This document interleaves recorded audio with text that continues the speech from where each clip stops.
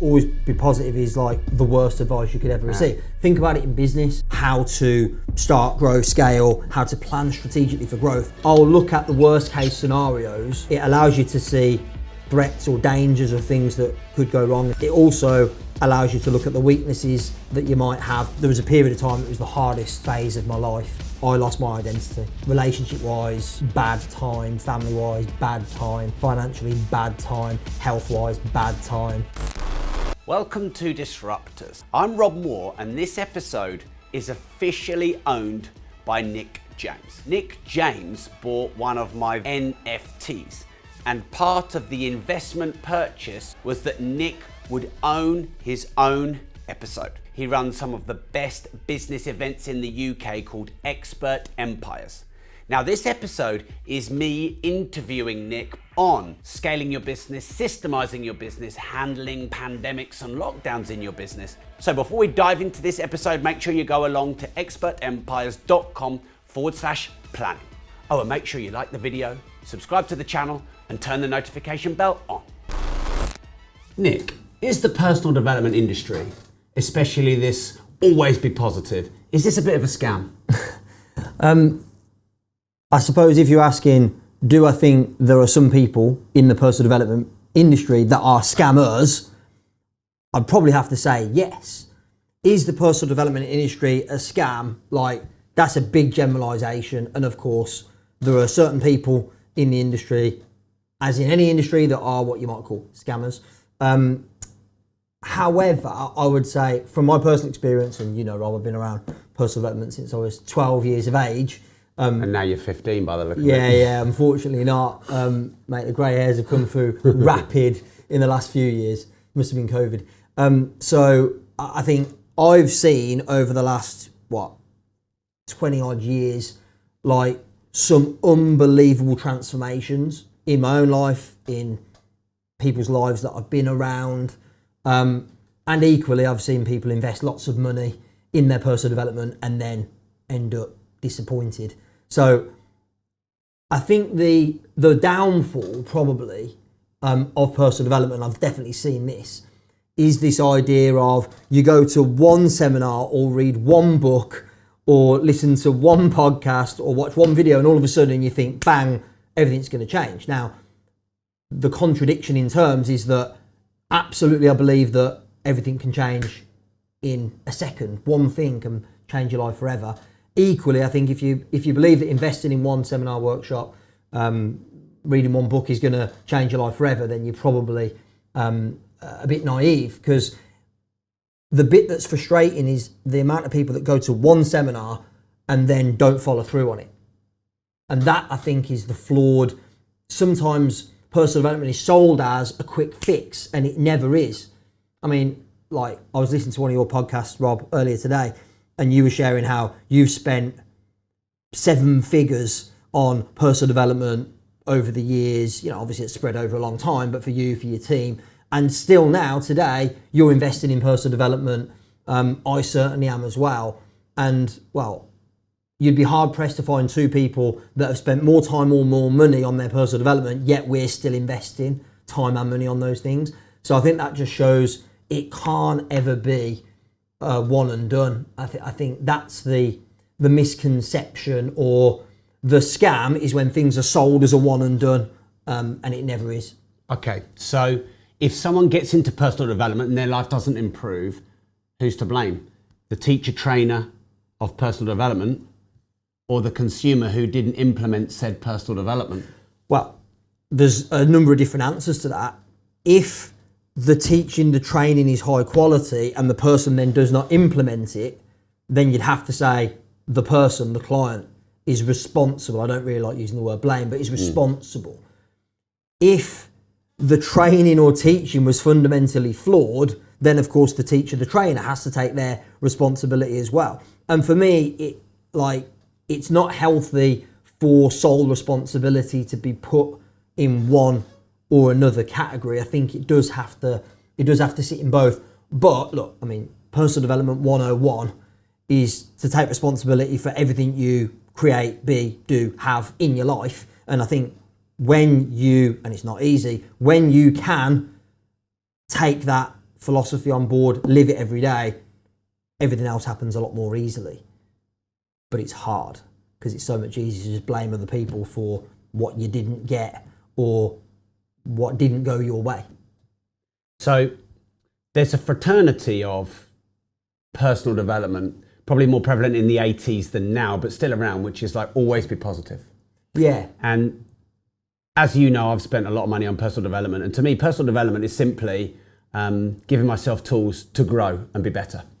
And I'm ultimately responsible for that in my view, because I've been to some terrible courses and I've taken one thing, I made a lot of money out of it. Yeah. And I've been on some brilliant courses and not done anything with it. So, I would put myself in both camps of being a student and a trainer. But I have this issue with always be positive. You've got to be positive, because I fundamentally believe that everything in life has an upside and a downside. And I believe if you naively position yourselves to always be positive, you're just setting yourself up for massive failure and pain. And some personal development is just around hyping you up with energy to always be positive. But if your kid gets run over in front of you, always be positive. What do you think about that? Well, I think if your kid gets run over in front of you, always be positive is like the worst advice you could ever receive. Think about it in business. Like for me, and we're going to talk, I'm sure, later in this episode about how to start, grow, scale, how to plan strategically for growth. Like I am, on one hand, the biggest optimist ever, because I always have to look at, and I always like to look at, like, what's the potential upside of any opportunity. But I'm also, in equal measure, probably the biggest pessimist. Like I'll look, by the way, I'll look in terms of our business, I'll look at the worst case scenarios on probably a weekly basis. So I'm certainly not always positive.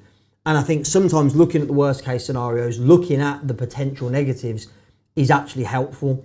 And again, in a business context, it allows you to see threats or dangers or things that could go wrong and derail your progress down the line.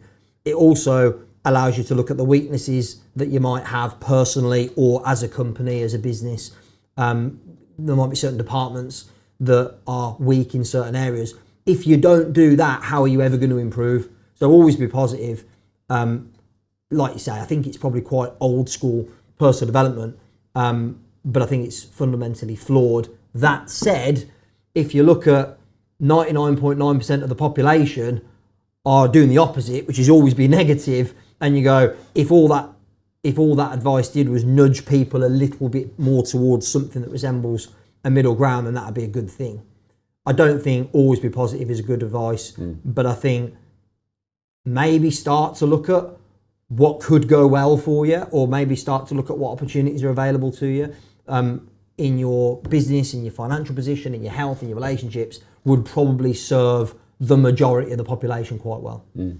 So would it be better to say, and do you believe in this statement, there's upside in every downside? I've heard you say this before, and I like to think there is upside in every downside, and in some, a small percentage of situations, you have to really challenge that and go, is there upside? Well, I mean, you just used the example, God forbid your child or a close family member passes away or gets knocked over or whatever, you go, it's going to be really hard to find the upside in that downside. Okay, so I interviewed Mark Omrod, who's a friend of mine. Yeah. He got all of his limbs blown off. Yeah. And he said that in many ways that was the greatest gift he ever got given in his life because of all the opportunities it's opened up that he hadn't had before. Yeah. And it's harder coming from two privileged 40-year-old white males to say this. Whoa, 39. I averaged 43 plus 39. Mate, I have got a few months before I get into Not 40s. by the time this goes out. Maybe not. So, I understand that people are going to look at us and just play that privileged white male card, which, to be honest, is... Anyway, people are going to play that card. But I interviewed someone who had all of his arms and legs blown off. Yeah. And he said in many ways that opened up opportunities and that was a great thing that happened to him. He said that to my face. Well, yeah, and I think like anyone that has the mental and emotional resilience to think that way has my utmost respect. But he didn't at first. It took him time. That's the point though. Like you go, there's upside to every downside. There probably is So they're over potentially time. is. Yeah, I believe that. Yeah. But over time, it's like in the moment, it's very hard, if not impossible, to see. But you've just said about taking personal responsibility. Yeah. And isn't trying to find the upside in the downside so that you can balance and regulate your emotions so that you can live your best life. Isn't that part of personal responsibility? And for me, that's the ultimate like mastery as far as your personal development journey goes, is responsibility for how you think, feel, and act. Like if you can master that, you're done. And you know, I'd like to think I've done fairly well at that over the years, and you have too, I'm sure. And even then, you can't be perfect and get it right every single time. Because there's new level, new devil. Always. But yeah, I think the personal responsibility for the feeling, for the emotion, that's the key. And I think, can I say honestly that I don't ever have a negative emotion in my body? Of course not. The question is, how long does it last? And so if you can experience the emotion or the feeling for a shorter period of time and then ask yourself, what's the potential upside to this downside, then you're more likely to create the life, the results, the experiences that you want. Because on the flip side of that, the problem I have with always be positive is it's disowning negative emotions. Yes. And, I have the belief that all emotions have a function, otherwise we wouldn't have them. Like if you sit in a car, every button or dial or ometer has a function in that car and it gives you information. And some are more useful than others. True, exactly. But they all have a function. Yeah. Otherwise they wouldn't be in the car. Yeah. So therefore, every emotion has a function, otherwise we wouldn't have it as a human being. So therefore, those trying to hide, disown, or not fully embracing and exploring negative emotions because they're trying to always be positive are actually disowning half of who they are. Yeah. And of course, these negative emotions, surely they're equally as beneficial to us as positive emotions, aren't they? Well, you could go a step further and say, if you never felt the negative emotion, how would you know that a positive emotion is positive? Yeah, how do you know black is black without white? Correct. Yeah. So I think actually... So it's context. So even if it feels crap when you're angry, frustrated, depressed, anxious, whatever that emotion is, it serves a purpose as a contrast to the feeling, the experience that you want to have.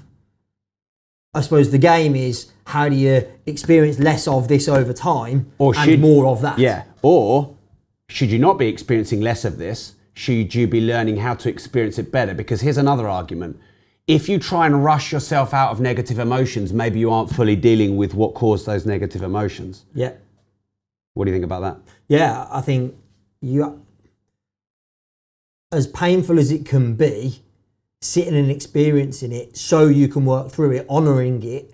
I've been very, very fortunate throughout my life where I haven't had many experiences of grief. Like, I haven't had loss of many family members, some, but, not many, considering I'm nearly 40 years of age now, Rob, catching you up. I'm going to purposefully put this out the day after your 40th birthday. There you go, maybe a celebration, yeah, there you go. December the 6th, I'm expecting a lovely gift, by the way, for my 40th. All right, mate. Thanks, mate. Okay. So I think, where was I now? I completely forgot where I was. So I think the purpose you of haven't the experienced emotion, I haven't too much experienced trauma. That. No, I haven't. Well, trauma, no.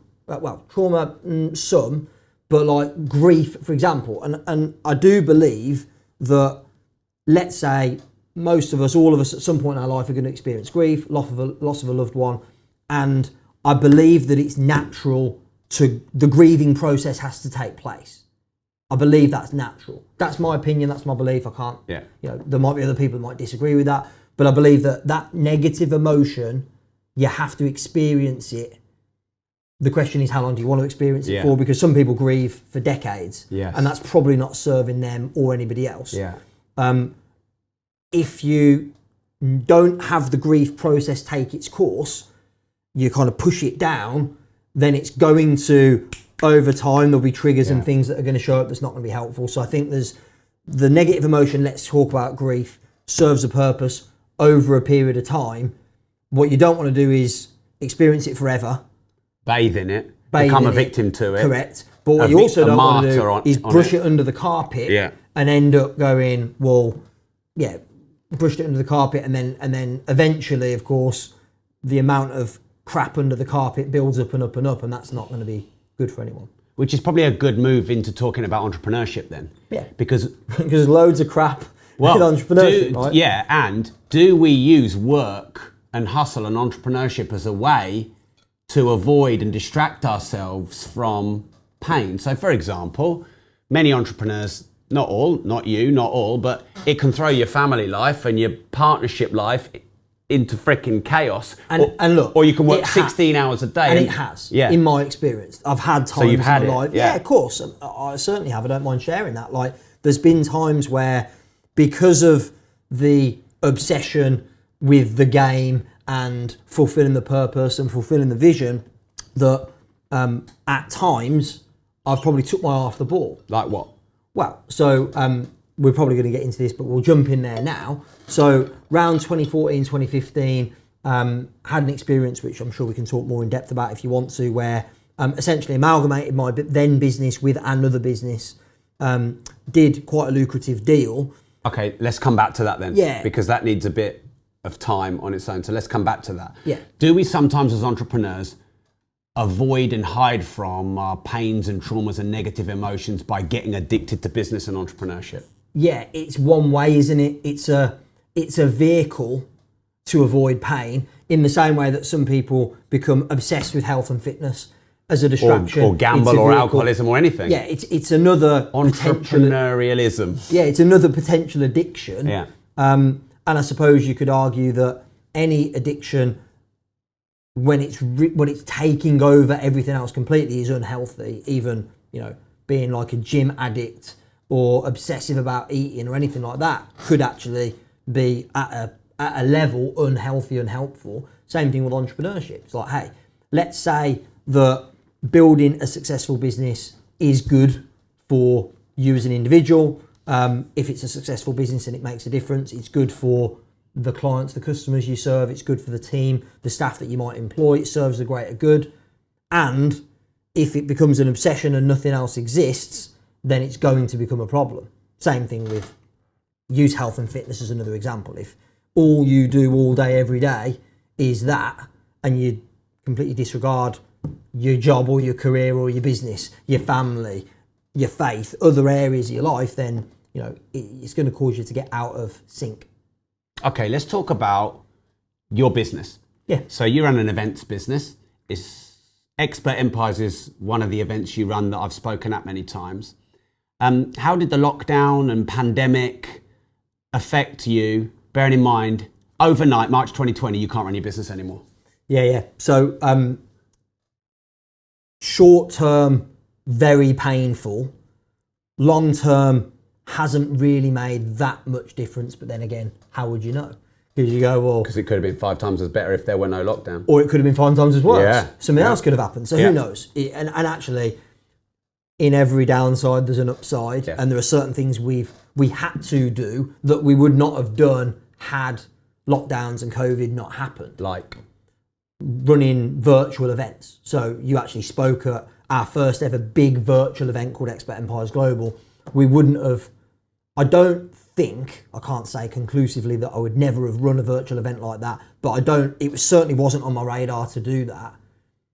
But I did it because there wasn't really any other option. I wouldn't have started my podcast, which you were on at me for about 2 or 3 years. Since 1985, yeah, I think. To go, Nick, you got to do a podcast, and here's why, and it'll be amazing. And eventually, because the absence of live events being my main focus, created a space for me to launch the podcast. Yeah. And I'm really glad that I did.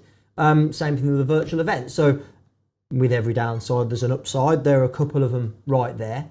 It also challenged me. How? I really believe that running a business, being an entrepreneur, is the greatest form of, or one of the greatest forms of personal development you'll ever experience. So let me set the scene.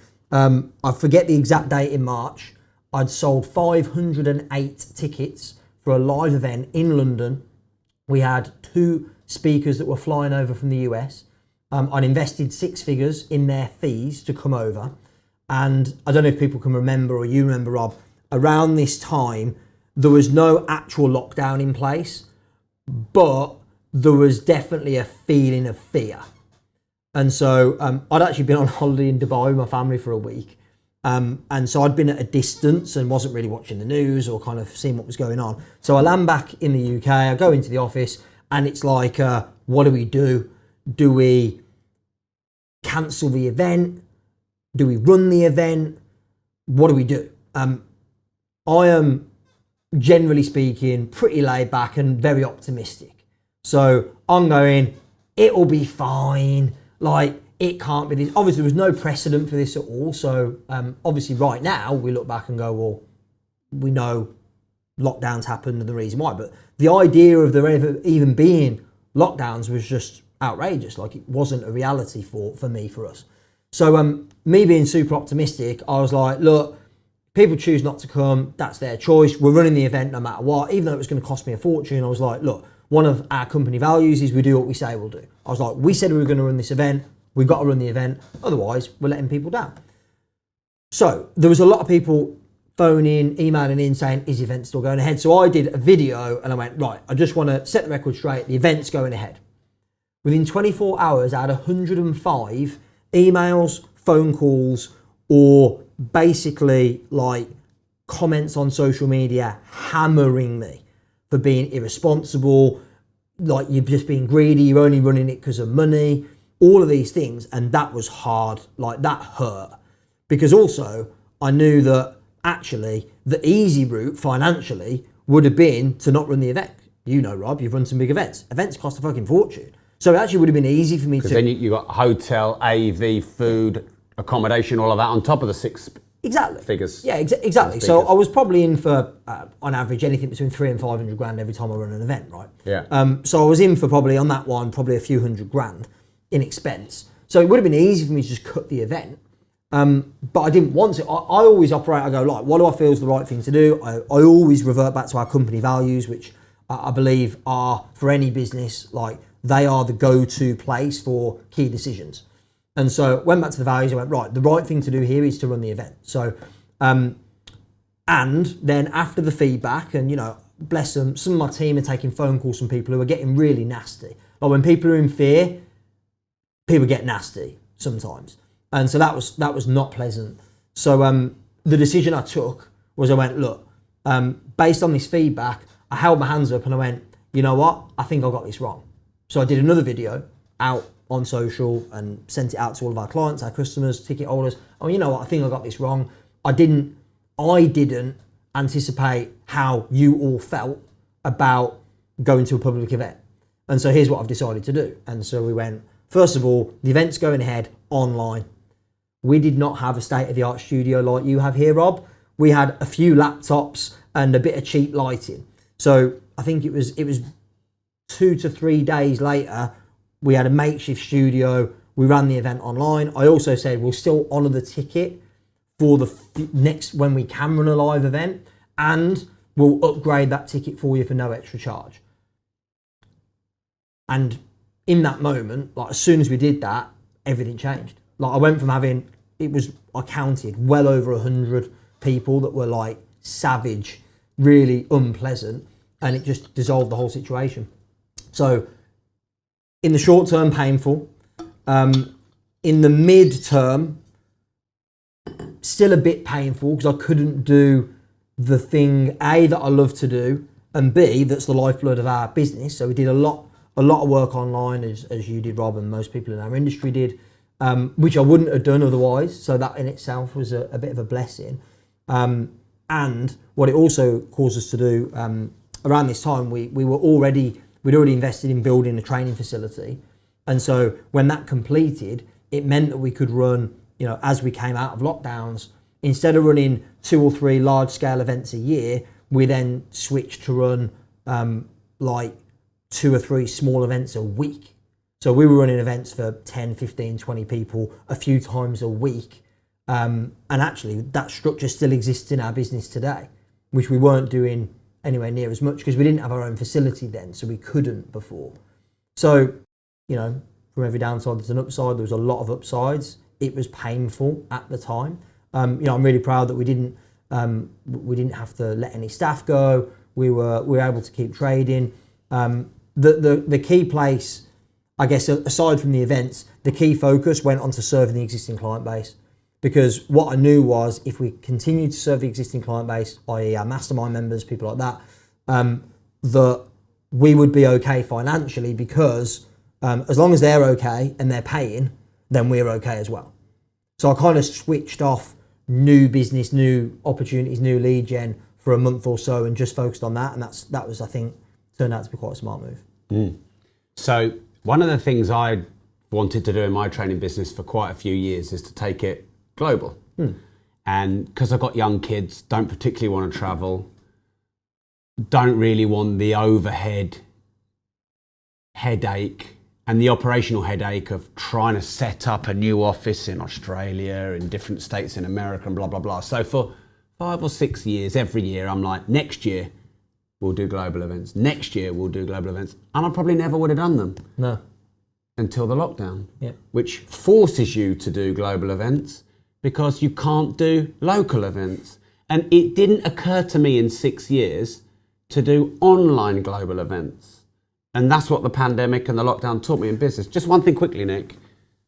I always had the assumption that online events, you cannot have the same experience as a face-to-face event. And I think in some ways I was right. But when you can't do a face-to-face event, it forces you to learn how to create a great experience online. Yeah, I agree. And I suppose there's a couple of things. What's interesting is, was the market ready for online 5 or 6 years ago? Probably not to the degree that they were and are now, or were in 2020 and 21 and now in 22. But most disruptors disrupt by giving the market what it's not ready for. It doesn't know it's ready for, but they Sometimes. make it ready for them, don't they? Yeah. I mean, you did black taxis, didn't need disruption. Fair. But Uber gave us something we didn't know we needed.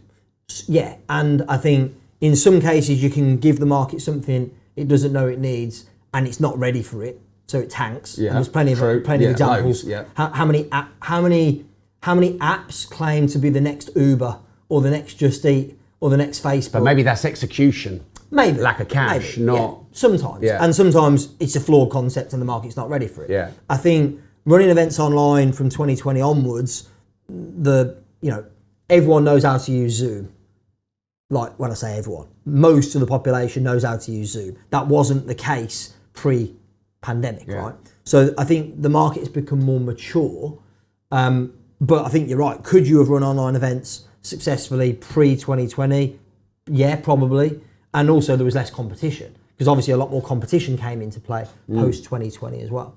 Yeah, I mean, one of the reasons I never wanted to run online events is because I didn't want to cannibalize myself and compete with myself. Because because you have expert empires, I spoke of that a lot. That's an experience. That's not, hey, let's just sit on Zoom and all look at the gallery view. You do it at a really nice London hotel. You've got premium VIP, masterminds, nice dinners, networking, a great room. You've not packed everyone in like sardines. You've got amazing speakers. Business is done in the room. That's an experience. You can't replicate that online. Well, but then you were forced to try. Yeah, exactly. And look, at less than and that's 70... and that's why I didn't want to run online events because I didn't want you to have the choice not to come to my face-to-face event. Of course. Because you can just sit in your pants and do it online. You'll probably take the more convenient option. Yeah. And I think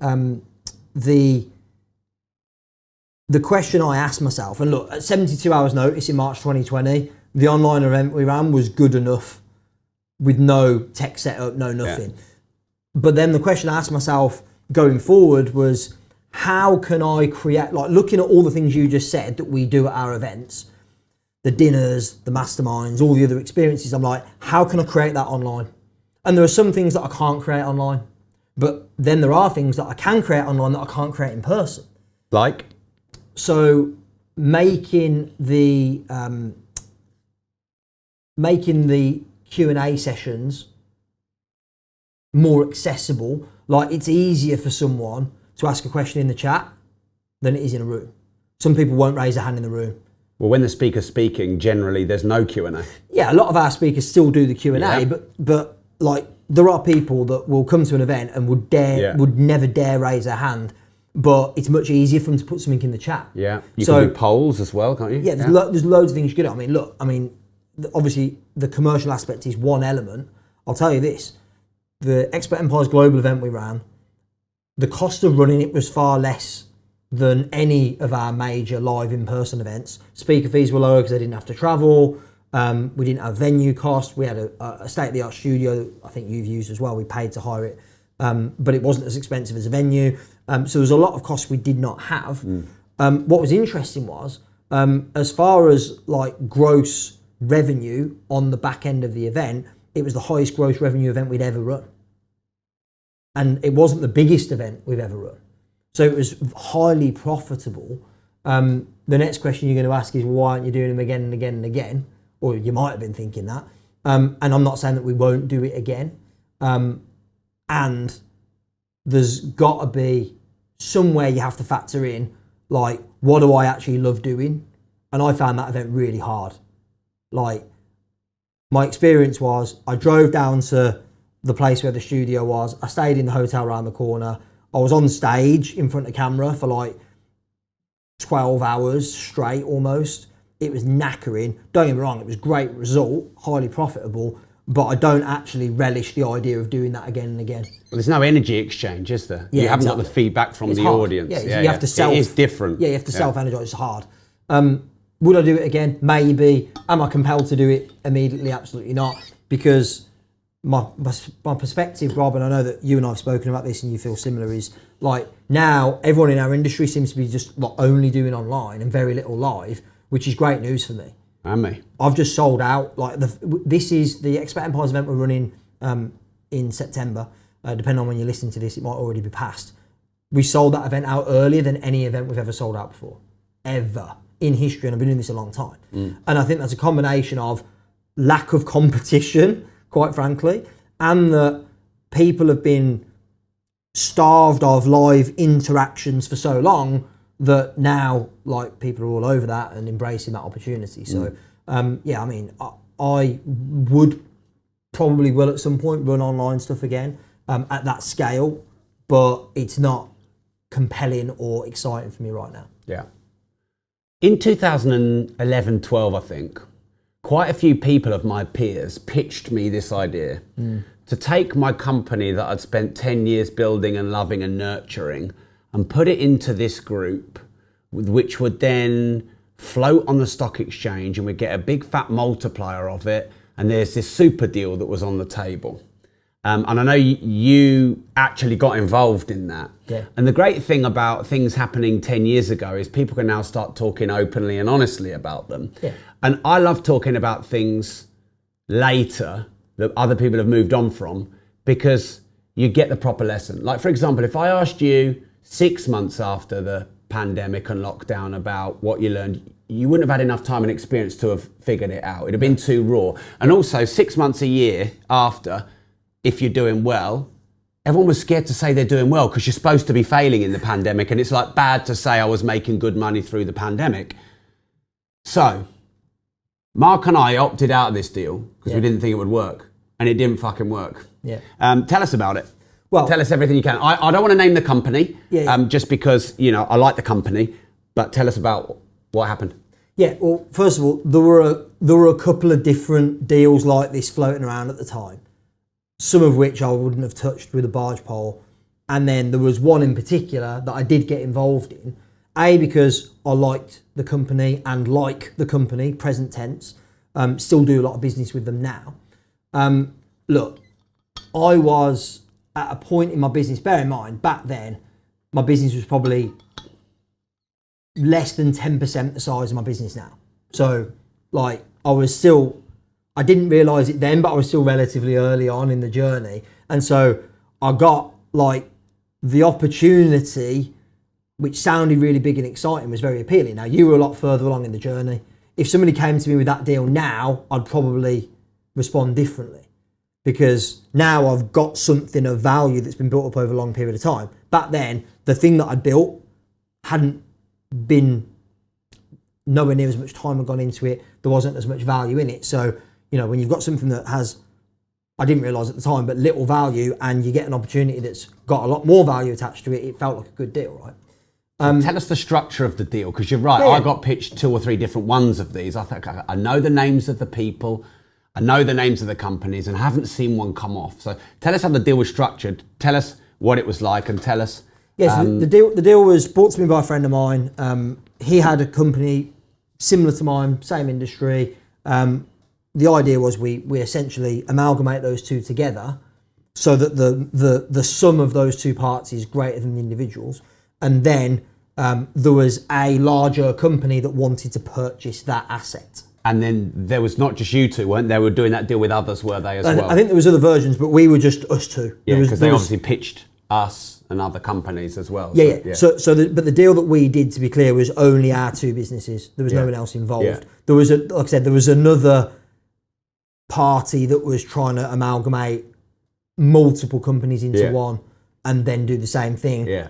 Which I wouldn't have done and didn't do, because I was like, if I'm going to get in bed with someone, I want to know who I'm getting in bed with. And in fairness, the person that I did that deal with, we're still friends to this day, and we'd known each other a long time. So at least I knew what I was getting into.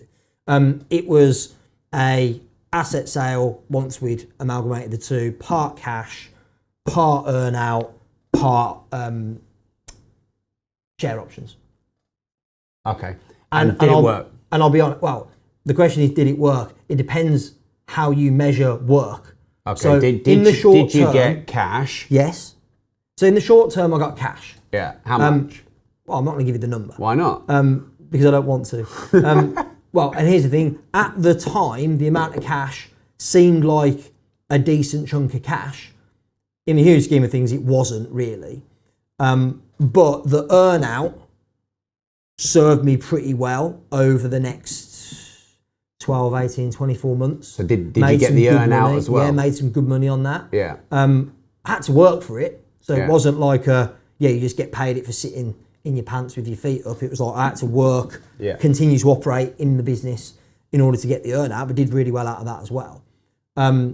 The share options piece never came to fruition, albeit still is active technically. So there could still, it'd be fucking cool if in 5 years' time, all of a sudden I go, that comes to fruition from 15 years ago or something, because that's possible. So would I do it again? If the same opportunity was presented to me now, I'd probably say no, but that's given the current status and setup of my business. At the time... Why would you say no? Because the business we've built, or the businesses we've built now, have a clear vision that I'm committed to, and I wouldn't want to be answerable to anybody else on that vision. Yeah. That's the reason, really. There isn't any other reason than that. That business back then, bear in mind, I was in my 20s and somebody waved some cash at you and, it made me feel like the big man. And by the way, I went and bought a stupidly expensive car that I probably couldn't afford and did a load of other things. Like spent a load of money on fancy, experiences and stuff, which was cool at the time, but probably not the smartest financial move. But that deal allowed me to do those things. And would I have the business, the life I've got today if I hadn't done that deal? No, I wouldn't. So actually, even though I say I wouldn't do that deal if it was presented to me today, I don't regret doing the deal because it led me on the path. And I wouldn't have the company, the vision, the team, the client base, all of that. Maybe you would. Maybe it'd be bigger. Maybe it'd be better. Yeah. We don't know, do we? But I'll tell you this, back then, I wasn't thinking as big as I am now. Nick James has been a friend of mine for 12 years plus. Nick is actually offering you his vision and meeting and strategic growth templates. Because here's the thing, we all learn stuff, but actually getting physical templates to do vision meetings and build your 5 and 10 year strategy, this is something that very few entrepreneurs do. So if you go right now to expertempires.com/planning, Nick's grown a 7-figure business. He focuses on helping other entrepreneurs build a 7-figure business. And I'm telling you, these resources will be very valuable to you. So the person you went into business with doing this, are you still in business with the person? How did that go? Yeah, so we're not in business together now, but we're still friends. And why did it separate? So it separated, it was part of the deal as such, was the earn out and the continuation of trading. What, to merge? Yeah. Ultimately, the merged business alongside the company that acquired the asset, that was not viable. The model was not viable. We were trying to do too many things, like the things that we'd done to build two separate successful businesses, which was essentially training and masterminds. We then moved into more of like an agency model, which you know about, because you've got an agency. And the way we did that wasn't smart. And so we ended up, essentially it wasn't financially sustainable, so we separated out. What was it like separating a business? The hardest thing that I've ever had to deal with personally. Why? So not because of the financials, because by the way, the financials are pretty clear. I can share this. He kept the business. I got nothing, which was really hard. It was hard because all of a sudden... Why did that happen, by the way? Just because the way we'd set up the share ownership. Was that naivety on your part, or did you want to go in with that exit? No, it was because the business had built up a significant amount of debt. And so the choice was either like you... So he had the asset, but he had the debt as well. Correct, yeah. And we're not going to go into what happened next because that's none of my business anymore. But ultimately, I ended up with no business and also no debt. He ended up with the business, the ongoing concern and the debt. Yeah. But I started back at zero in July 2015. So you got some money and spent it and you started back at zero. Correct. Yeah. And what was hardest about it was interesting. It wasn't the fact that I was back at zero financially. I felt like I'd got good enough at marketing, selling over time that I could always create something. It'd be fine. Albeit, the first few days were quite stressful. It was more, and I realised this, later down the line, the identity I'd built for myself was I'm a co-owner of this business. And then when that was no longer the case, I lost my identity.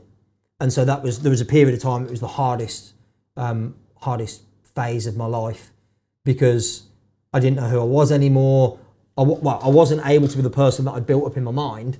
And so, we talked earlier about being obsessed with the business and therefore taking your eye off the ball elsewhere. Like relationship-wise, bad time, family-wise, bad time, financially, bad time, health-wise, bad time, because I'd lost my sense of self-worth. Because my sense of self-worth had been linked to the business. What's interesting now, and we're many years down the line, and you're like, say, it's great, you can talk about these things. I can genuinely say, and I don't want to put any energy there, I can genuinely say, if I lost the business I've got tomorrow, I still wouldn't, I'm not saying I'd be happy about that, but I'd still have the sense of self. I'd still be me. I could still have a great family life, be healthy and fit, all the other things, because my identity is not linked to the success of the business. Yeah. And that was I only had that realization a few years later. It took me time, had to heal some wounds before I was open to learning that. Great experience. Was there one major thing that dug you out of that hole that you were in? Yeah. Expert Empires events. Yeah. It was from July. As in your business, Expert Empires, starting to run events running again. The event, yeah. So July 2015, that 18-month period that followed was like, I was just gritting it out. I was just doing what I knew to put food on the table and market some programs and make sales and deliver on those sales. And it was hard. And then got to the point where I started thinking bigger again. So, and probably around that time, I'd started making some better decisions, health-wise, relationship-wise, family-wise, all of those things. And I do believe that your personal life and your business life are not separate entities, because one will naturally affect the other. And I think, whilst am I saying that in order to have a successful business, you have to be healthy and fit and have a great relationship? No, there's plenty of examples of people that aren't. But I think it's easier. I think if you were unhealthy and had a toxic or non-existent relationship and you had a successful business, I believe if you were healthier and had a better relationship, you'd have a better business as well. Is my opinion. So let me give you some context as to why we just discussed that. Yeah. I've got a very skeptical business partner, as you know. He's a worrier. He can pick a flaw in anything. And I've never met anyone ever that's as genius as him at finding faults and problems. He's just brilliant at it. And by the way, I never had that. No. And you're an optimist. I'm more like you. Yeah. So I didn't have that to even me out. No. And this is why I wanted to talk about this, because what Mark will always say to me is, you don't know how something has turned out until it's done. As opposed to you're starting it, you're doing it. You only really know what you can learn from it when it's done. Yeah. And there's lots of people you and I have seen in our peers and in our industry that merge or do deals or do partnerships, and it looks good at the start because everyone's got the happy ears and eyes, and you're an optimist and I'm an optimist, and like, this is going to be great. And sometimes it is, and sometimes it's not. But I think the best lessons are when you can unpick something and reverse engineer it. So that's the context of why I asked that, because, you know. And by the way, it's still not done, is it, really? No. We've got. But if Mark was here, he'd say that money's never coming. Yeah, well, and here's the interesting thing. The one advantage was I went into the deal with that expectation. Yeah. I went, let's pretend that money's never coming. Yeah. Because. And the earn out, if the cash is enough. I said this earlier, I went, I always look at the best case scenario, I always look at the worst case scenario. Yeah. So I went, right, worst case scenario, that's never happening. So let's just look at the cash. And to be fair, the earn out, because I went, look, you know, I knew already that all we had to do was keep doing what we've been doing, and we'd be able to at least generate a certain amount in the earn out in that period of time, which was a couple of years. So look, you know, it is, I suppose you could argue now it is done and we can look back at it. And I honestly don't think, even if I had the choice, I'd change it now, because I wouldn't have. What it did give me, it gave me the opportunity to very quickly run a bigger business, which taught me about leadership, because I'd only ever run a very, very small team. I had like a couple of staff before that deal. And then, you know, over the course of the next 18 months, we had like 20 staff. So it taught me a lot about leadership.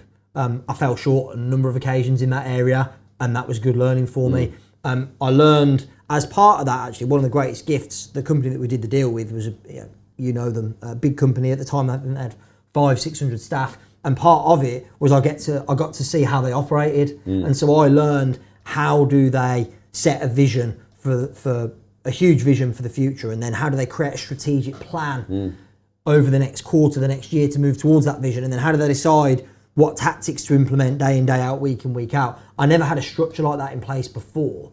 And so working closely with them, I learned that structure, and that's actually, without that, I don't believe I'd have ever been able to build a multi-7-figure business on my own.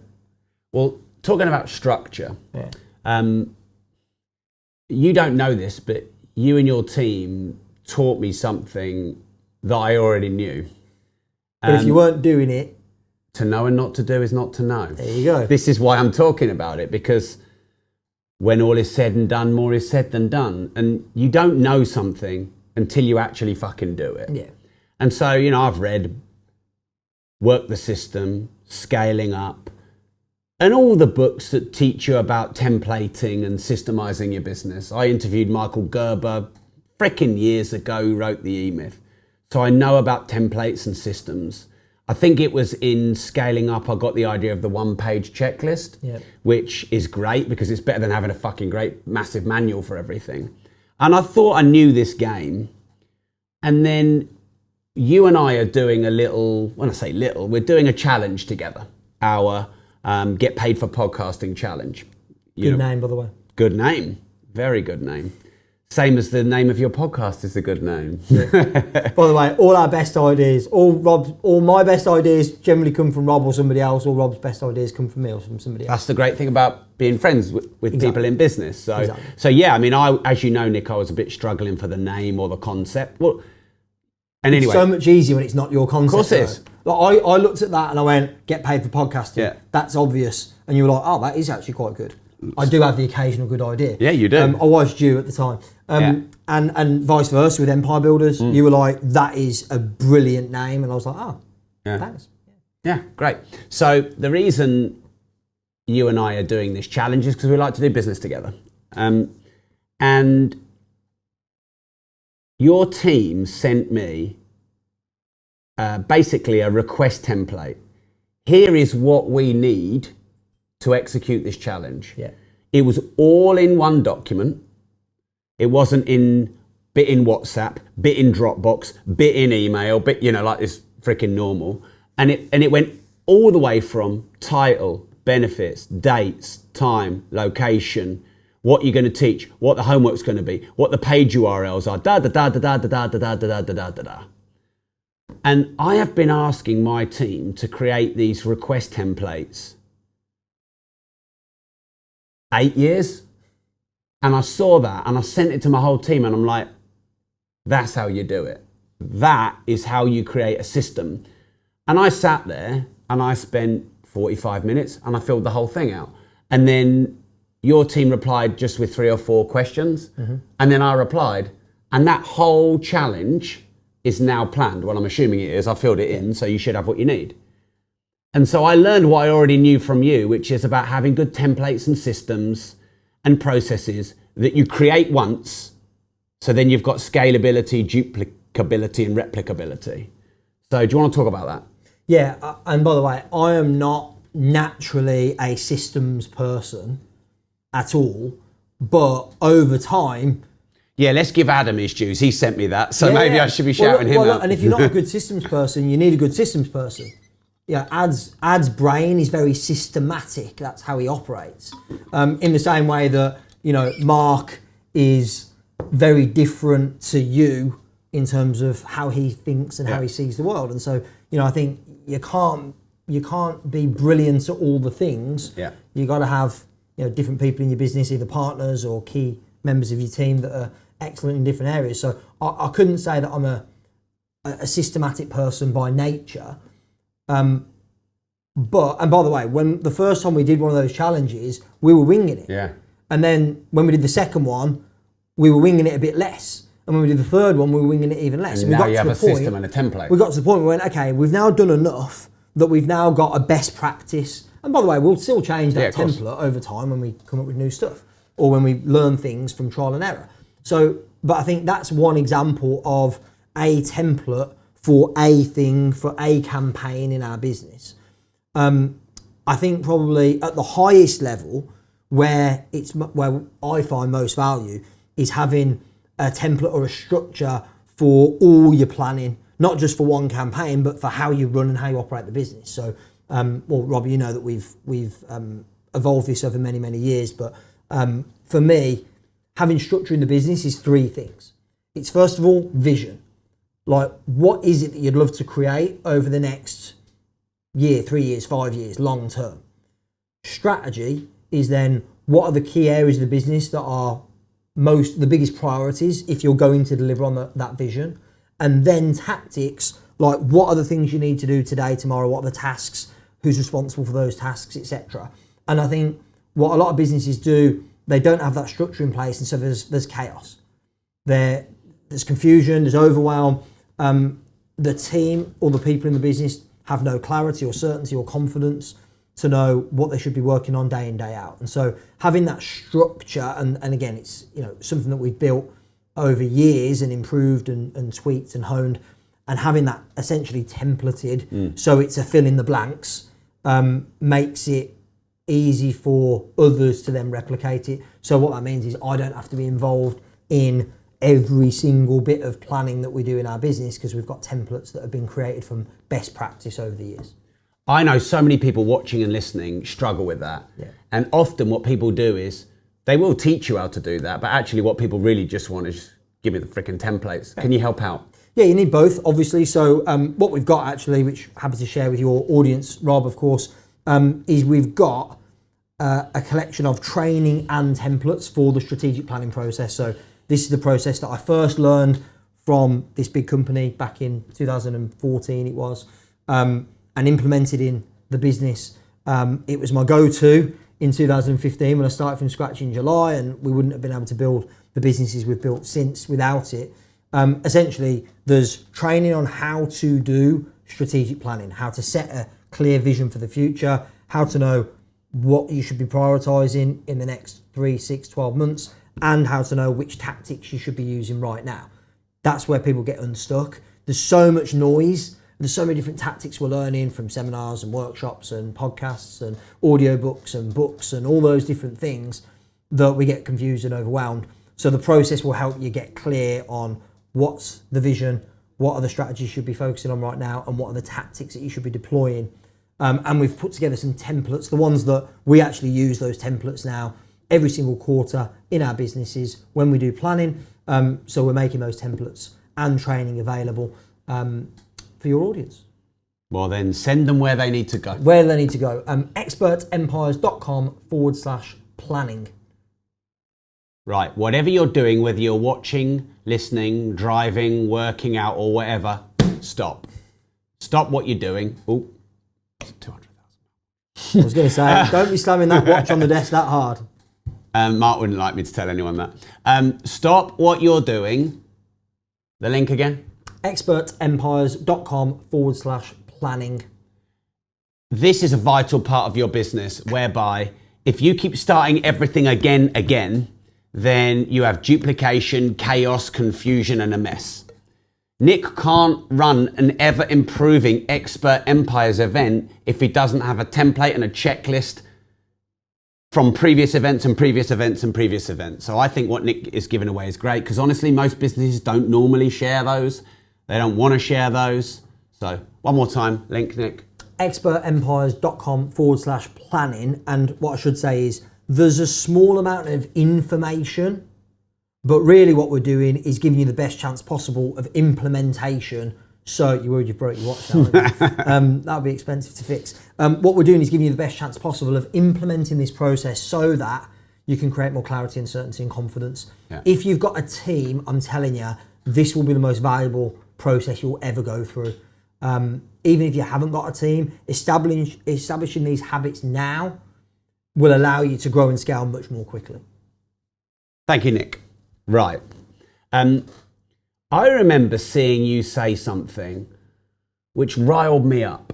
And it wasn't really... Good, because you say a lot of shit that riles people up. I've seen your socials. Good. So it's about time someone says shit that riles you up. People say shit that riles me up all the time, but they're usually in the government. It's not. But actually, Nick, it wasn't you. It was Gary Vaynerchuk. Okay. So, context. I think the work that Gary Vaynerchuk has done for entrepreneurs is overall very good. I think many stuff that he said has come to be true that we should have all listened to earlier than we did. But one thing he does that fucking pisses me off, and it's completely disrespectful, is he stands on events and he slags all the other speakers who sell when he got paid £200,000 to speak. I think it's disrespectful. And I don't mind sharing that. And if he wants to come on my show and talk about it, I'll happily talk about that. But I understand that he gave you advice when he spoke at your Expert Empires to not have anyone sell on your event and not have a speak to sell event, just build an event with no selling. And I wanted to talk about that. And by the way, I might be wrong and he might be right and vice versa, but I wouldn't stand on a stage being paid a couple of $100,000 and disrespect all the other speakers speaking on that stage. I just don't think that's the right thing to do. Anyway, let's discuss the advice he gave you and what you think. Yeah, so for context, the advice was given way before the Expert Empires event, before he was hired to speak at that event. The advice was given, and I think it was fair in the context of what I'd done previously. So in that previous business partnership, we were running events. There was I'm not going to say a lot of selling from stage. What's a lot compared to what? Yeah. Compared to some other events in the industry, there wasn't that much, but there was a lot compared to what we do now at Expert Empires, for example. And that was his advice. The advice was not directed at it's bad to sell from stage. The advice was, if you want to build a community and a brand, you got to give people more of what they want and less of what they don't want. And so what we essentially did was, when I created the Expert Empires events, the first one we did was in May 2017. Gary was the headline speaker at that one. We dramatically reduced the selling from stage. We made it so that whatever selling from stage there was highly relevant to the audience, affordable, and done in a way that feels good, whether you buy or not. And I think that was good advice. To be clear, when he's spoken at my event, there was nothing he said that I felt was disrespectful to me or to any of the other speakers. So I can only go off my own experience. Yeah. And I gave context that a lot of what Gary has said, I think has been really good. Yeah. And I've seen him say this, but I haven't spoken to him about it. So put that in context as well. And also, I can separate, do I like a person and do I like what they say? And any person I like can say something I don't like. And they're separate. And also, they might not give a fuck if I don't like what they say. So, sure. But the reason I wanted to talk about this is because it takes a lot of money and a lot of time to run events. And we both know peers, friends who have done one event too big and it's sent them under and they've gone bust. Yeah. And there's almost this expectation that, well, you know, you don't want any sales pitches at the event and it's all just got to be a great experience, but people don't really want to pay a lot. And the speakers, like Gary, want to get paid hundreds of thousands of pounds. So how the fuck can anyone make any money in the speaking industry? Well, if it's a free event, you surely should be expected to have some commercial pitches because it's free. Well, and if you don't want to be pitched to, pay 2,000 quid to go to the event. Yeah, and what I like to think we've achieved with Expert Empires is something that's somewhere in the middle. So I go, it's not £2,000 to attend, but it's not free. And it's not like... Not a pitch fest, but you still make offers. Also, but it's commercially viable for me and for us. That's the point. In other words, you sell your product. We offer our masterminds from stage at the event. Yeah. We have one key sponsor that also offers a product. Yeah. And it's very affordable entry level. And we have another speaking slot, which is, again, that varies on who takes it, where there is an offer, but I always make sure that the offers are made in alignment with our values. That's the main thing, really. So you've created a hybrid. Exactly, between no selling and... Because let's also honour the fact that there are some events which are just pitch, and then they're a bit too much, aren't they? Yeah, exactly. And well, the question is, I think it's about setting expectation as well. So interest in the market is becoming more aware, and therefore, like the going to a free event, I think there was a time where going to a free event and it's like people would be shocked that they were being sold to. People are now getting aware of the fact that, well, if it's a free event, you're going to be sold to because it has to be commercially viable. And is there anything wrong with that? Exactly. No, I don't believe there is. Yeah. Providing you set expectation. In fact, somebody who we both know, I remember I learnt this from him years ago, and he used to run free events. And in the advert for the event, it would say, look, it's free to come to this event. And you might be thinking, is this just going to be a pitch fest?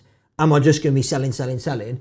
Well, I'll tell you exactly what's going to happen. It's a, whatever it was, 3-hour, 5-hour event. And session 1's going to be this, and session 2's going to be this. Then I'm going to take 20 minutes. I'm going to tell you about this program. And then session 4's going to be this.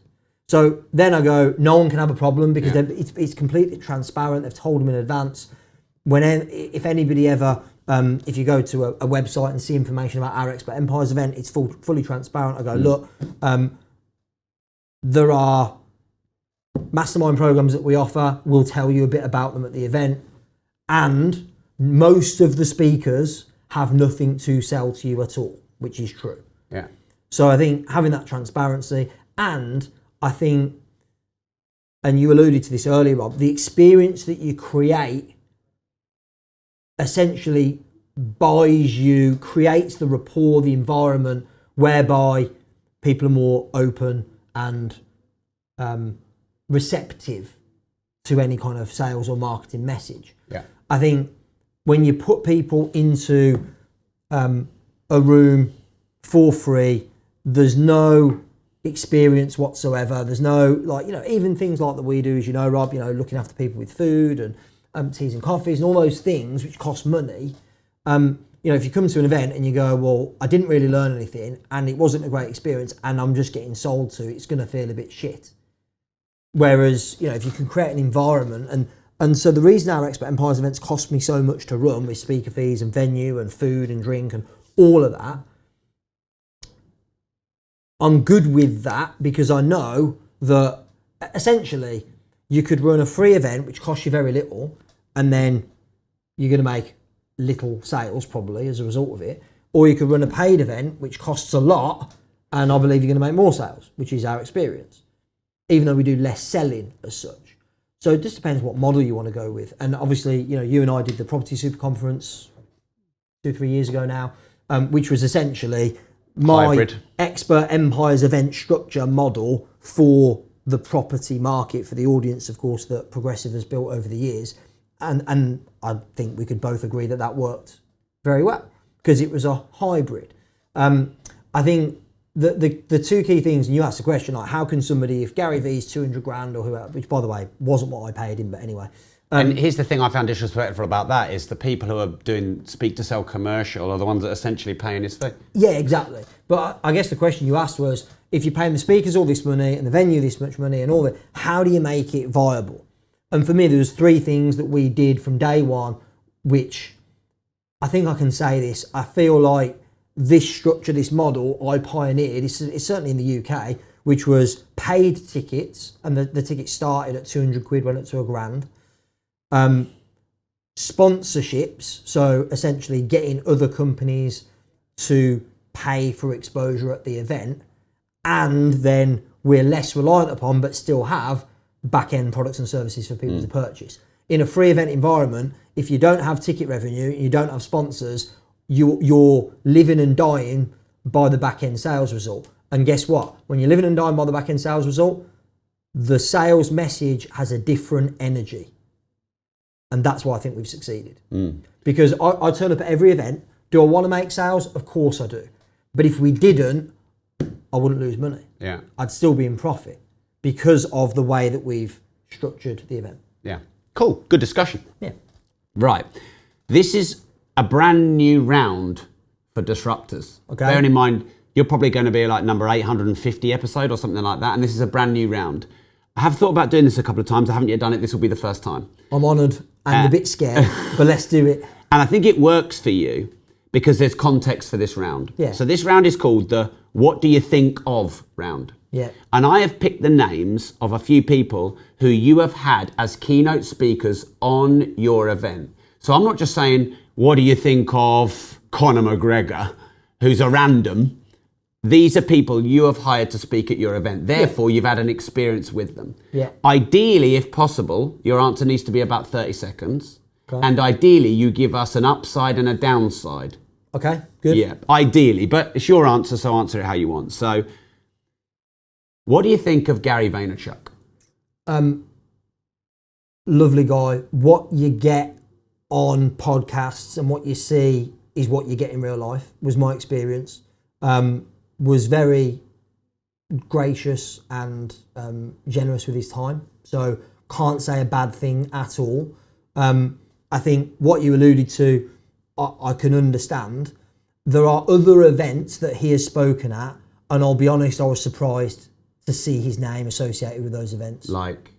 I'm not going to name the events. Why not? Because I don't think it's fair to. But if he's been on the events, you're not naming anything that's not public domain. Yeah, true. Or what but type he's been of at a lot events? So I think he's spoken at events which have been very pitchy, let's say, and my expectation was that he wouldn't have associated with an event like that. Right. Because and then he he's wouldn't, criticised those speakers. Because when I was doing events like that, which I was, to a certain degree, he wouldn't have spoken at them, and he said as much. So I was a little bit surprised.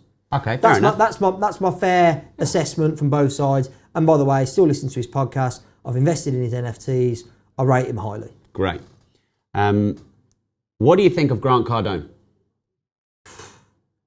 He's a force of nature. But honestly, I say this in the best way possible because I think he's amazing. He is crazy, and I love him for it. Because again, you've spent time with him. I've spent time with him.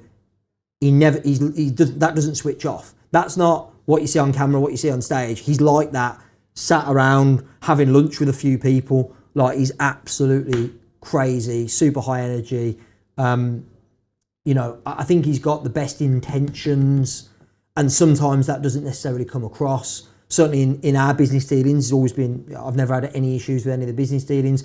I think out of a desire to serve commercially me, the audience, his own interests, maybe certain things were said or done, but it wasn't out of any ill intent. So I love Grant. I think he's a legend.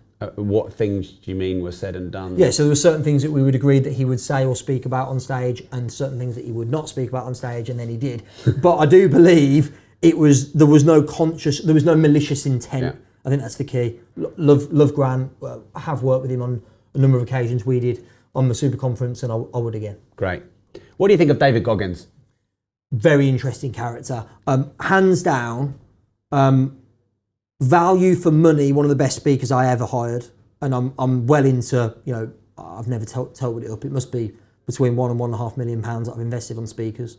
Hands down, best value for money. I got him at the right time. I got him just as his book, Can't Hurt Me, was coming out. But like literally I signed the contract and it popped like the next week. It was very fortunate. Like super intense guy. You've interviewed him. I think when he came over for our event, you interviewed him for his podcast. So for this podcast, super intense, like not naturally warm and any of that, which is what you'd expect. Again, I think what you see and what you get are the same thing. So yeah, but massive respect for him. Like, the guy's a machine. Like the closest thing that you will see in a human body to an actual machine. What do you think of Marie Forleo? So Marie, she spoke at Expert Empires Global, which was the virtual event we mentioned that you spoke at as well. She's speaking at the next event in September. I've not actually met her in person because she's coming over to the UK for this event. But in the dealings we've had, again, you know, I think she's got an amazing energy. She's got really lovely energy. And look, let's just say it, there are not enough, I don't believe, like superstar female speakers. There just aren't. And that's a shame. And I think Marie's really leading from the front. I think, you know, like I said, I think she's got great energy and a lot of value to add. And I think she serves as an example to a lot of the up and coming aspirational female speakers. And I think she's great. I wouldn't have hired her for this event if I didn't think she was great, obviously. Of course. Pause this round.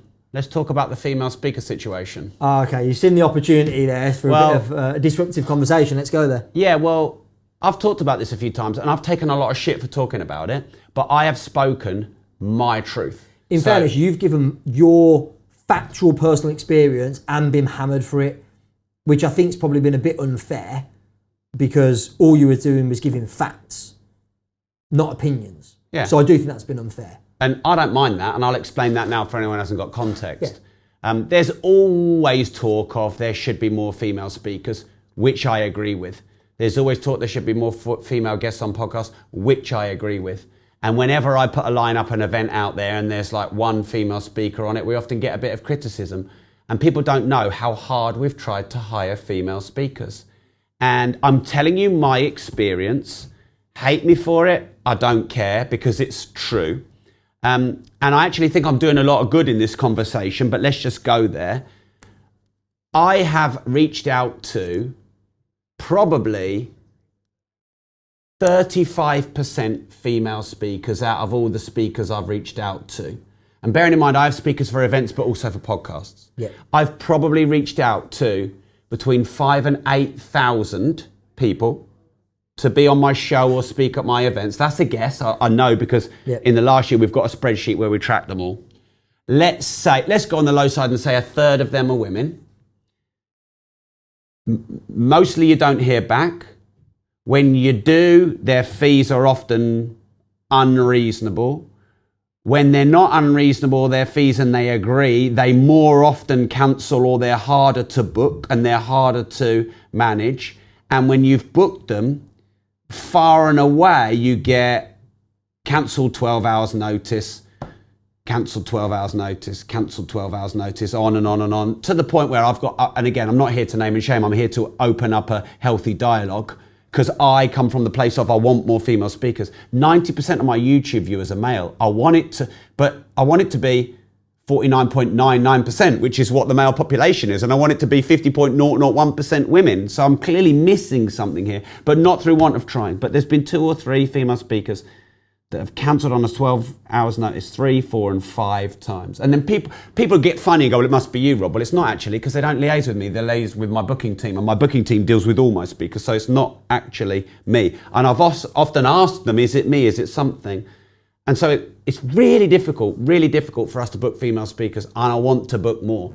So I'm telling you this, 1, because that is my factual experience. 2, I wish it wasn't. 3, I lay the gauntlet down for this to change. What's your thoughts and experience? My experience is completely different. I've not had that experience, so I can't go, yes. Yeah, but at least one of your female speakers, I think you're way overpaying for. Well, that's your opinion. Yeah.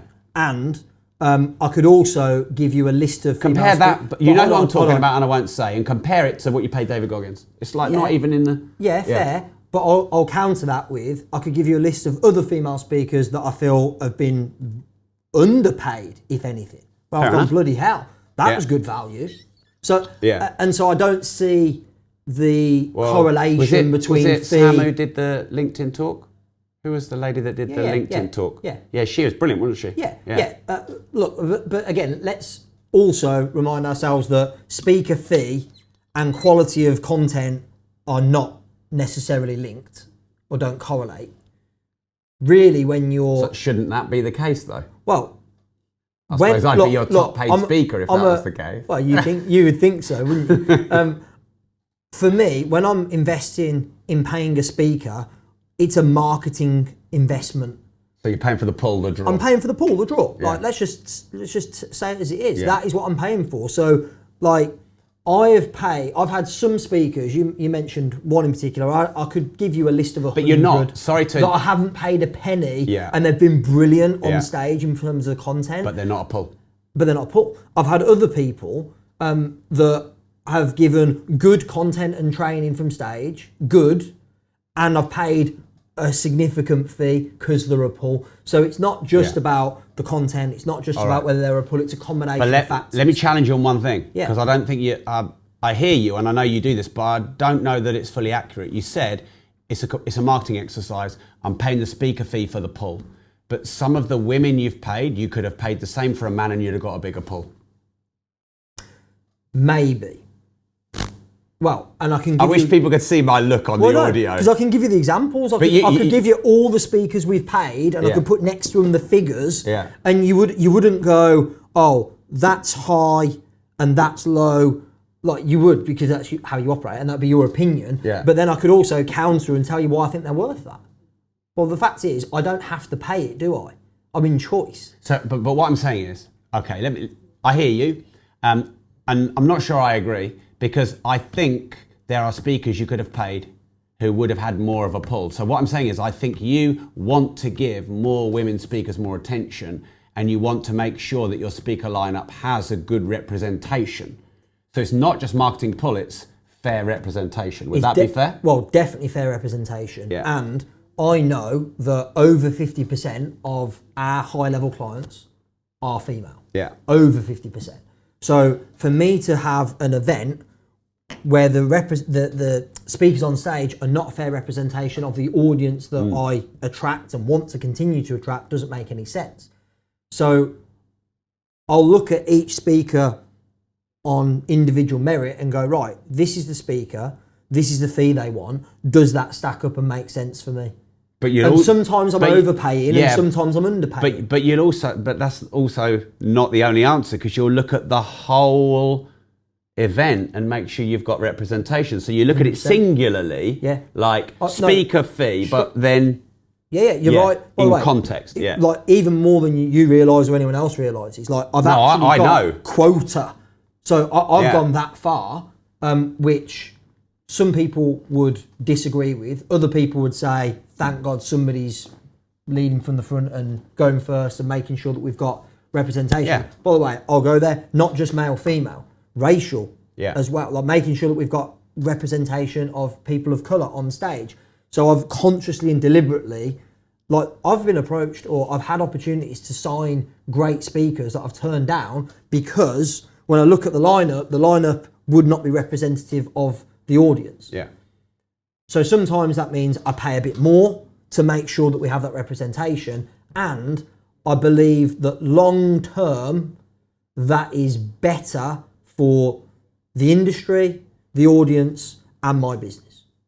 So I feel it's the right thing to do. Good discussion again. Yeah.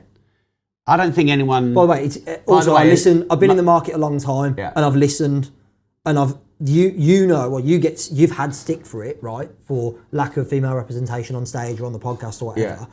And so what I've had stick for is calling it out and being honest about the experience. Yeah.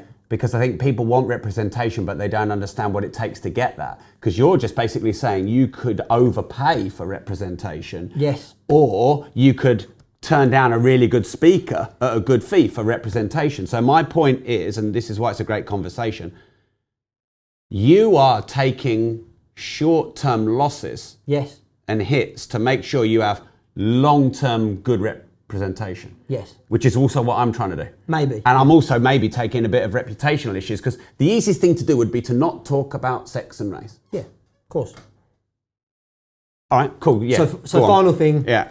The podcast is called Disruptors. It might not be the final thing. We could open a whole new thread.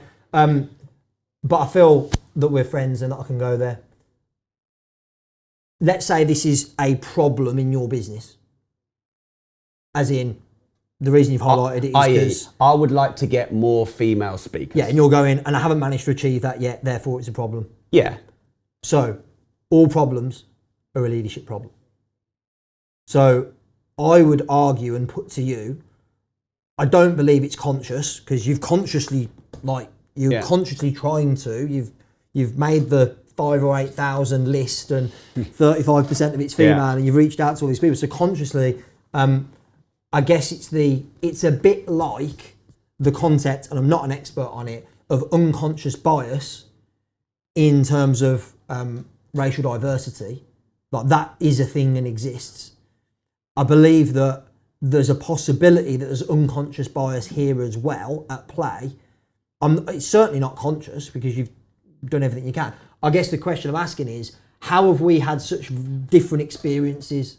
And I'm not saying that I'm right and you're wrong, but you're asking the question like going, this is a problem that I haven't managed to solve yet. I want to have more female representation on my stage on my podcast. So the only thing we could speculate is that, and like you said, you're not even the person dealing with them directly. Maybe that's a factor. Because you go, well, maybe the person who's dealing with directly has got unconscious bias. Yeah, well, he is my guy, and I've thought. So I've gone through this, just so you know. I think it's a fair question, and I'm glad you asked it. And you know, a lot of people who've criticised me have basically said it's you, not them. Whilst I accept that I'll look at what I can do to improve, I reject that as well because I've seen it. Like, if someone doesn't agree and doesn't want to be on my show, totally fine. If I'm literally putting so much testosterone and unconscious bias out there, they don't want to know, fair enough. But agree, cancel 12 hours before, make an excuse as to why it is when we know the reason, blah, blah, blah, blah, blah, blah, blah. And then people have said to me, oh, but it's probably because they've got families and children to raise. And then when I go and talk about that, people get fucking angry about that. But that might be a reason. But don't agree the podcast and don't cancel it 12 hours before. And by the way, it's not all women. And by the way, some men do that too. But by the way, on this topic, and we'll come away from the gender discussion and I'll open the race discussion, which by the way, I did an episode on this on my podcast recently. Right. So I can't prove with fact that this is true. But about 2 and a bit years ago, I was becoming more and more aware of issues around racial diversity and inequality. And I was embarrassed because my entire team was white.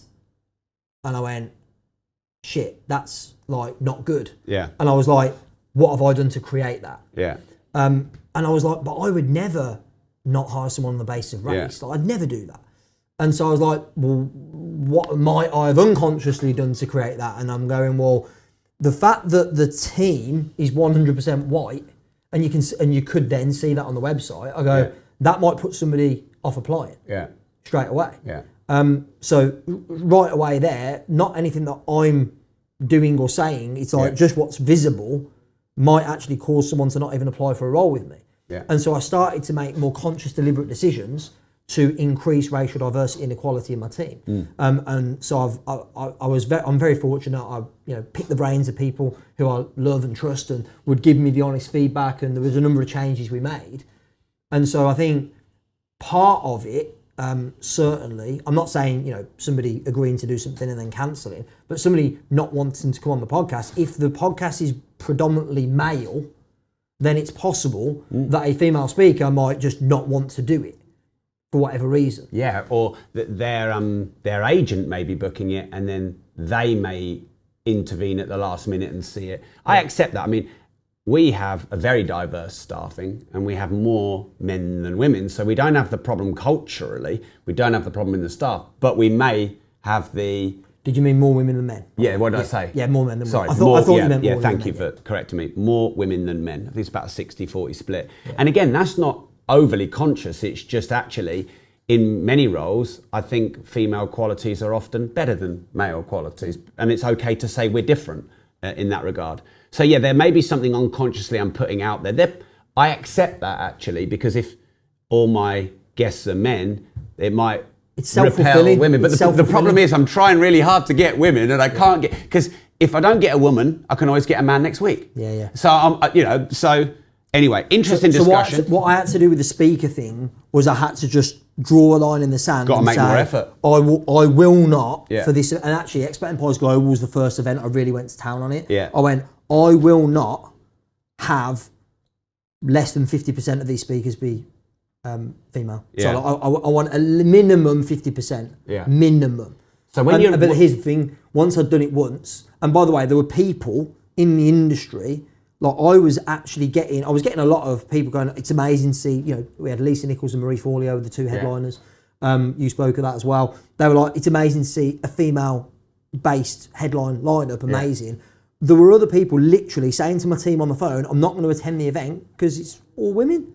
Wow. I couldn't. Yeah. So, I do think that with the best will in the world, and we are in a privileged position that we get to influence this, and I don't take that responsibility lightly. I think, there are still people in our industry and society that just aren't ready to embrace equality and diversity and inclusion. Yeah. But what we can do is we can make a conscious effort to support it. Yeah, I suppose if I said to start with 1 in 3 or 1 in 4 of my episodes has to be not a white male, that's a start. Yeah. And then maybe that will make me look harder. And maybe I would make more effort. I did actually send a voice memo to my main booking guy and I said, we need to get, to start with, at least more women on the show. So certainly accept that there's things I can do. But I also wanted to put that message out there. I want to understand why. Why is this the experience? Of course, probably, let's just be fucking honest, probably no woman is going to listen to this and go, oh yeah, there's things that women can improve. It's just all Rob's experience and it's him. They're probably not going to take responsibility that way either. And I kind of want to call out this discussion to just figure it out, because I'd never say their names publicly, but I could fucking list 20 or 30 of them, and they're brilliant, and I'd love to have them on the show, and I'd even fucking pay them money. It's crazy.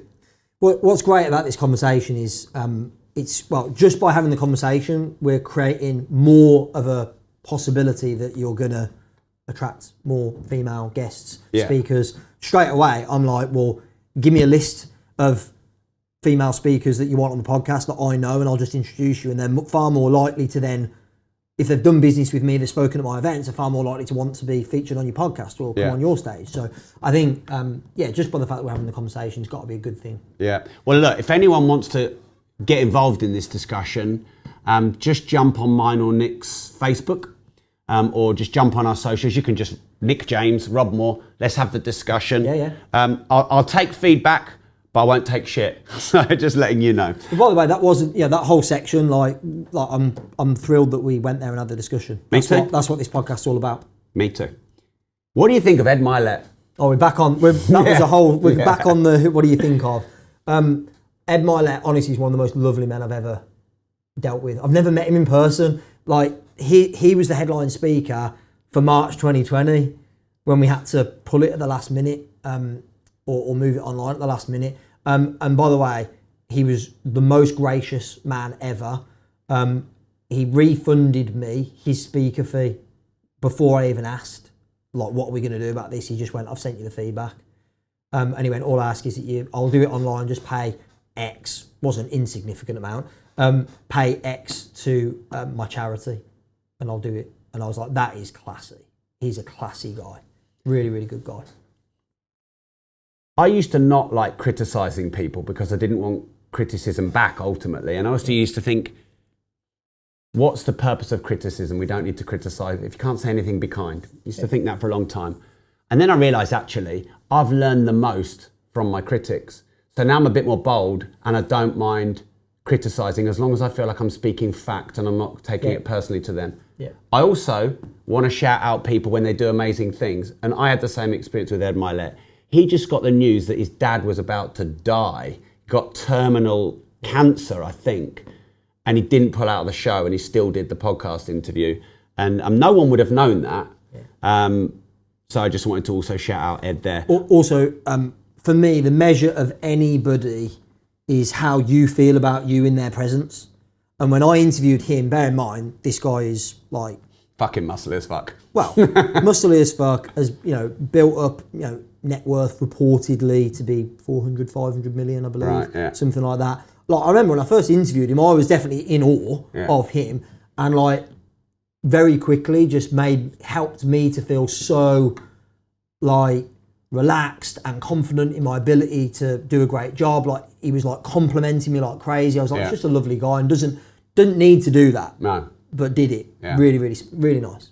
It's funny how experiences with people can be so diverse. I said to David Goggins just as we were setting up to do the podcast, do you like doing these interviews? And he went, no. And we just sat there in this fucking silence for like 10 seconds. And by the way, I really enjoyed that answer because it was honest. Honest, exactly. And I really liked sitting there in his intense energy. Yeah. But it's just like my experience with Ed and David are totally different.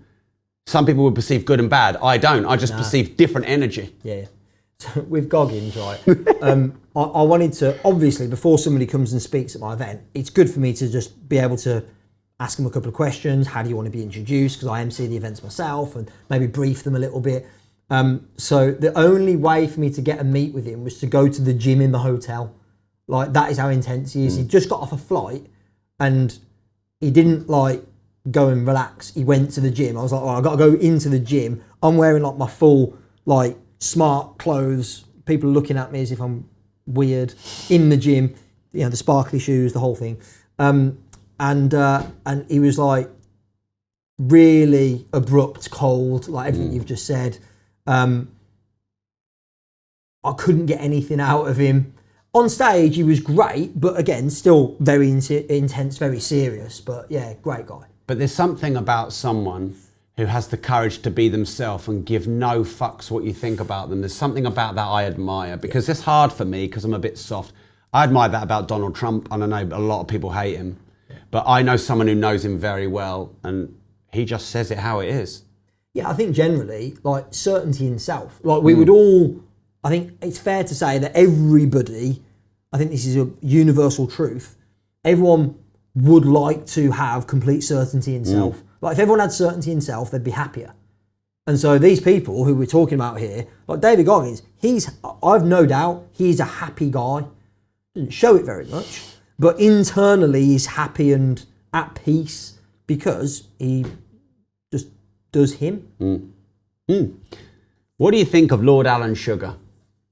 First of all, don't call him Lord Alan Sugar. Lord Sugar. That gives you an insight. Very clear on how he wants to be addressed. again, had a brief conversation. It was brief with him before we spoke at one of our events. Look, again, certainty in self. Like what you see on TV is, you know, he's very abrupt, to the point. You might say cold.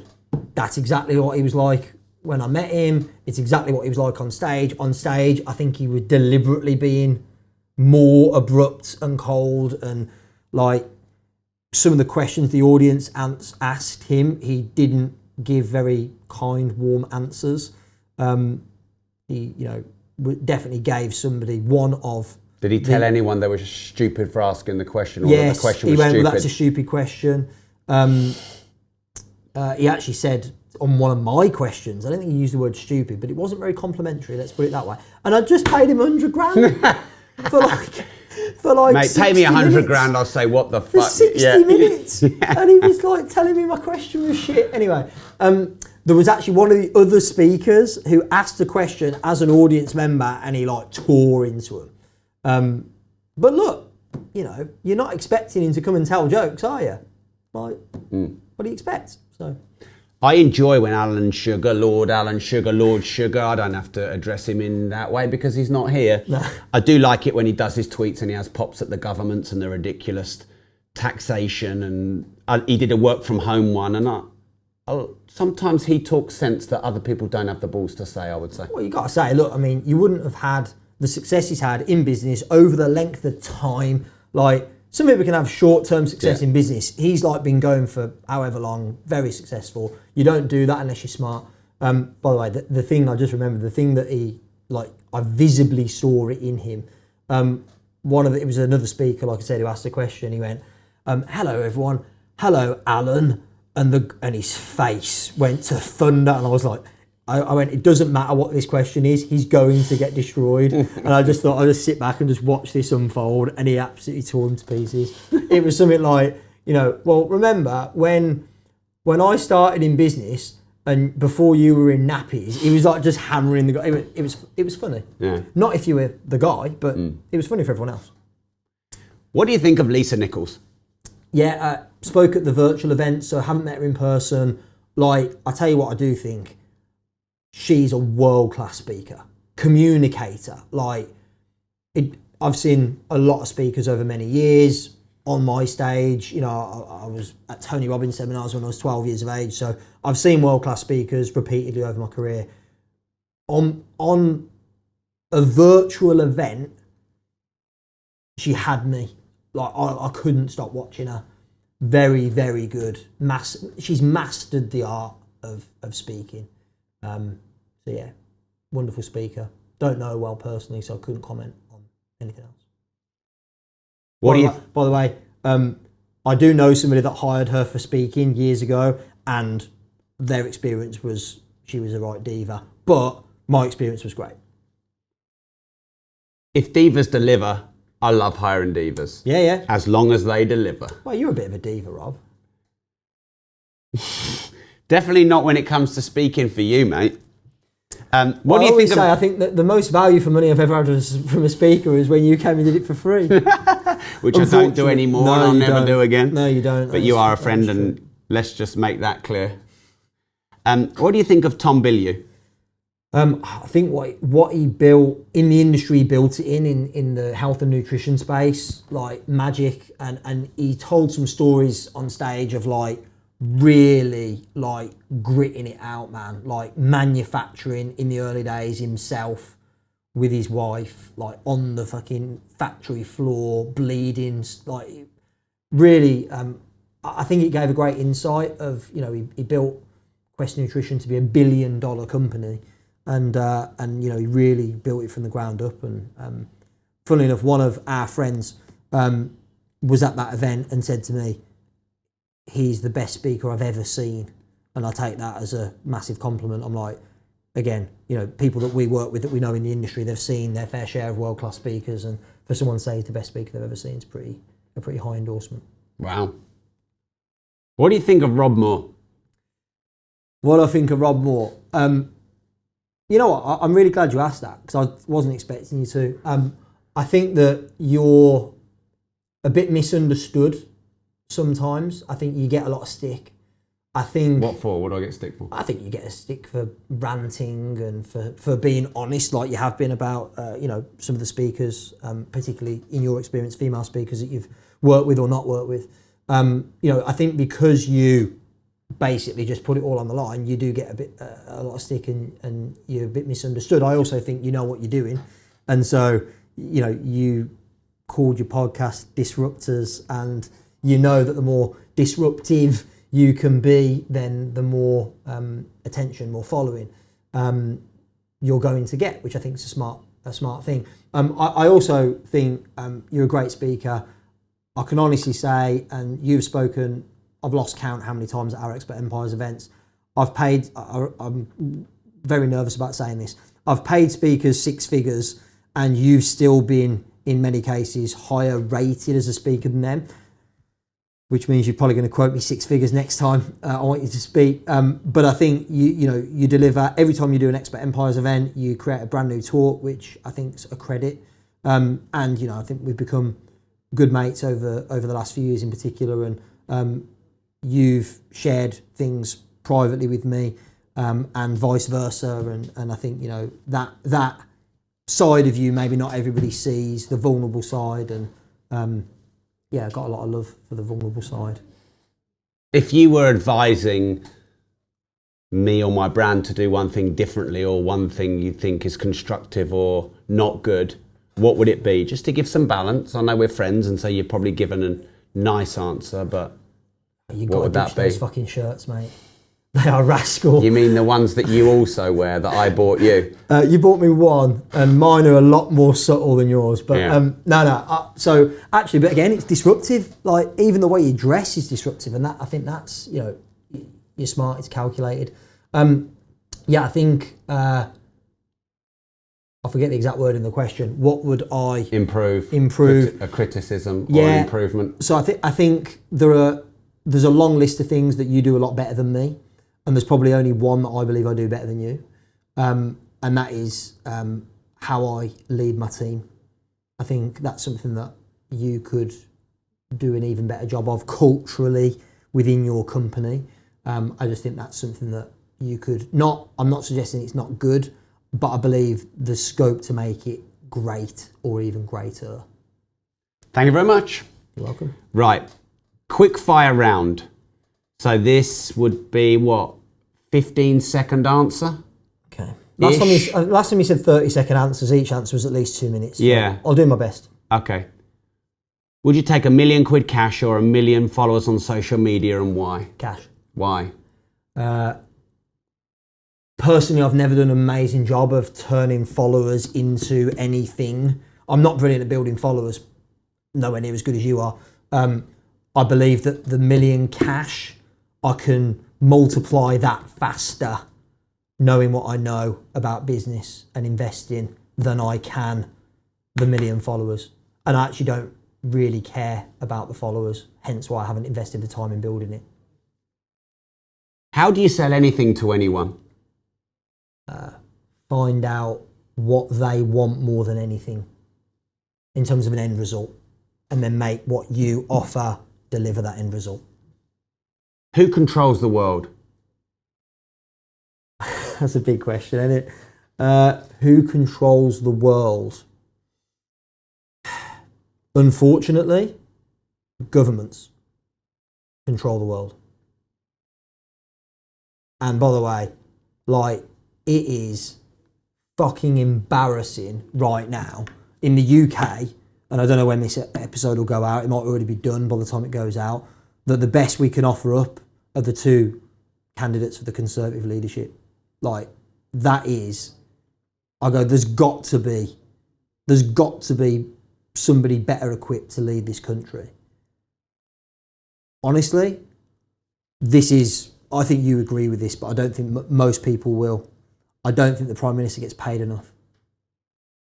I wouldn't do it for the money they get paid. Let's face it, we probably earn more and we don't have to deal with half the amount of shit. 10% the amount of shit. I earn more in a month than the Prime Minister earns. Yeah. I know what the Prime Minister earns. Yeah. So I don't think they get paid enough. I'm like, I would want to see the Prime Minister being paid. By the way, if you want, look, it's the same as hiring in your company. If you want top talent, you have to pay for top talent. You don't get top talent for low wages. I think we should be paying the Prime Minister like multiples of what they currently get paid. Problem is, you do that and it alienates society and people don't want to vote for them. So it's a double-edged sword. But personally, I think you'd get, like, think about, there's some great leaders in this country of companies. There's some great leaders and they're getting paid a lot more money for a lot less hassle and stick. So why on earth would they be Prime Minister? It just doesn't make any sense. Do we have true freedom of speech? No. Why not? I mean, you've experienced this more than I have. Like, you can't say certain things.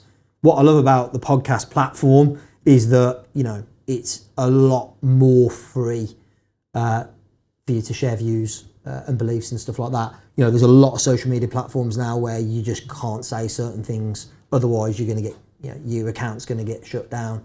And so I don't think we do have freedom of speech. I also think that it feels like we've got to a point where having an opinion about something is like not allowed. And I don't think we allow for differences of opinion. I can have a different opinion to you and we can still be mates. Like, politically, I can have a different opinion to somebody else and we should still be able to be friends. And I feel like we've lost that. I feel like we're at a point now where it's dangerous. You've got family members that, like, not just fell out, like, do not talk to each other at all since Brexit, because some will remain and some will leave. And I'm like, it's okay to disagree. It's okay for you to have a different opinion or perspective to me. You know, you've had a different upbringing, you've had different references, experiences, you've been around different people. We're going to have different opinions. If everyone was the same, it'd be boring. What's the biggest risk you've ever taken? It didn't feel like it at the time. It felt like a big risk, but I think the perception was it was a bigger risk than I felt it was. The first Expert Empires event, Gary V, it was with his fee as well as all the other expense, it was going to cost me about 200 grand. I had about 25, 30 grand in the business account at the time and signed the contract and went ahead with the event. And, like, I suppose when you're making a 200 grand agreement, when you only carry just over 10% of that in terms of cash. Yeah, Mark never would have let me do that. Well, exactly. And by the way, I think throughout my career, I could have and would have benefited massively from a Mark. But someone like Mark also would have held me back and prevented me from doing some of the amazing things I've done. So I think there's pros and cons to that approach. But yeah, that was perceived to be a big risk. And we share a lot of friends. A lot of our friends told me that was a bad idea and that I shouldn't do it and it wouldn't work. And why would somebody pay £200 to £1,000 to come to an event when they can go to another one over here and it's free? But it felt like it was partly a risk taken based on data, and I had, you know, like spreadsheets with expenditure and revenue sources, and I had a relatively high degree of certainty that would pan out. I did my best and worst case scenarios, as you've seen me do before. And intuitively, gut instinct, it felt like it was the right thing to do. And here we are, you know, 5-6 years down the line, we've done 10 or 11 of these events. And now there are plenty of people that are modeling that hybrid event framework, which for me justifies that it was a good move. Sometimes for me, a measure of whether I should do it is if a lot of people tell me I shouldn't. Yeah. Well, that's because you're disruptive. And yeah, that's what you're all about. Biggest success in 15 seconds or less? Biggest success. Honestly, I think where I am now as a dad, husband, human is like night and day from where I was in 2015. Biggest failure? 2011. I've always been good at marketing and sales. Back then, negated to deliver for the customer, and it cost me a lot of money.